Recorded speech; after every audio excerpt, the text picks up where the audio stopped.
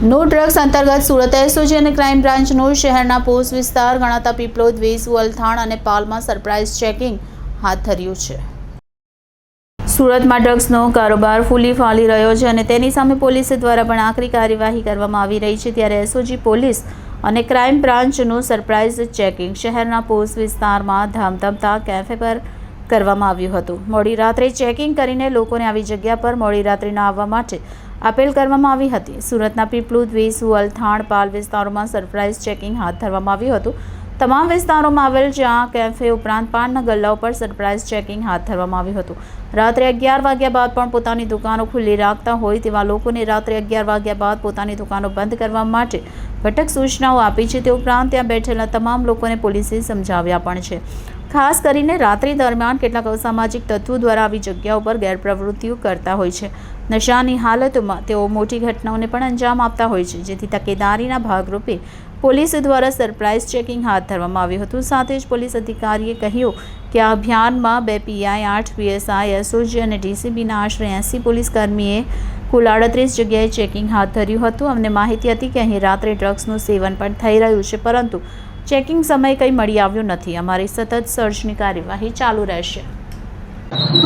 Sir, SOG ડીસીબીનો આજે સંયુક્ત operation છે, શું છે આખી હકીકત એવી છે કે જે અડાજણ, પાલ, અલથાણ, વેસુ, પીપલોદ આ બધા એરિયાઓમાં એક એવો ટ્રેન્ડ ચાલી રહ્યો છે કે ભાઈ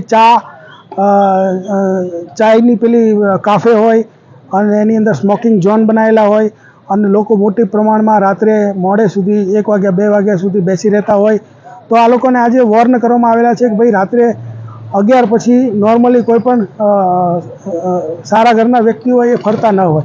તો આજે તમામ જેટલા પણ એના આવા માલિકો છે એને પણ વોર્ન કરવામાં આવેલા છે અને જે લોકો ત્યાં આવેલા હતા, યંગસ્ટર હતા, પછી બીજા અમુક મોટી ઉંમરના પણ હતા, તમામને આ સમજાવવામાં આવ્યું છે કે ભાઈ આ વસ્તુ જો 11 વાગ્યા પછી બંધ થશે અને આ લોકો ત્યાં નહીં આવે તો યંગસ્ટર જે રાત્રે ફરતા હોય અને કોઈ નશાના રવાડે ન ચડે, કોઈ ડ્રગ્સ કે બીજી કોઈ નશાકારક વસ્તુઓનું સેવન ન કરે, એના માટેનું એક આ અભિયાન છે અને આ અમારી સતત આ પ્રવૃત્તિ ચાલુ રહેશે। આ આખું જે અભિયાન છે એની અંદર 2 પીઆઈ, 8 પીએસઆઈ, એસઓજી અને ડીસીબીના અને 80 માણસો એસઓજી અને ડીસીબીના તમામ લોકોએ આજે ટોટલ 38 જગ્યાએ જુદી જુદી 38 જગ્યાએ ચેકિંગ હાથ ધરવામાં આવેલ છે।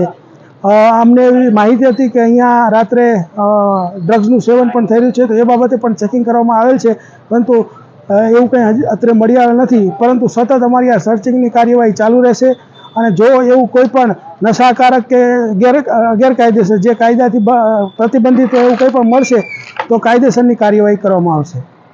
સર, અત્યાર સુધી કઈ જગ્યાએ અત્યારે જે પાલ છે, અડાજણ છે, પછી વેસુ છે, પીપલોદ છે, અલથાણ, આ બધી જગ્યાઓએ જ્યાં જ્યાં આવા ઝોન બનાવેલા છે એ તમામ ઝોનની ડિટેલની અંદર એની અંદર સર્ચ કરવામાં આવેલ છે અને એના માલિકોને પૂછપરછ કરવામાં આવેલ છે અને એના ડીવીઆર પણ ચેક કરવામાં આવશે।